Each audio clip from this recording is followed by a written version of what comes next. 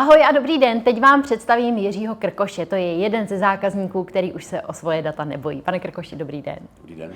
Vy jste majitel nemovitostí, máte různé smlouvy, potřebujete chránit svoje data. Co by pro vás znamenalo, kdybyste se zítra ráno probudil a ta data neměl?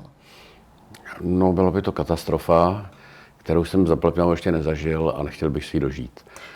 Takže prostě je to věc, která mě děsila a nikdy jsem se neodhodlal k tomu, abych ji nějak extra řešil.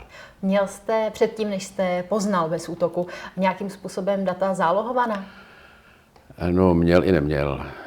Zkoušel jsem to si dávat prostě na nějaký flešky, který jsem pak ztrácel.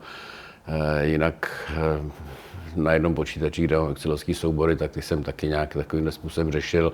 Měl jsem pocit, že iCloud, který na tom Macu je, takže to všechno vyřeší za mě. No, ale většinou by to asi vyřešil a přijde doba, nebo přijde situace, která to nevyřeší a pak nastane ta katastrofa. Jestli to můžu prozradit, vy už jste v důchodu a No. asi nechcete řešit IT, tak co to pro vás znamená být bez útoku? Já jsem rád, že horko těžko stačím stíhat uživatelsky ten počítač a jako pouštět se do toho, jak bych si sám ochránil počítač, to opravdu už musím nechat někomu mladšímu. No a jak jste spokojený s tou službou a doporučil byste ji někomu? No, služba je samozřejmě perfektní.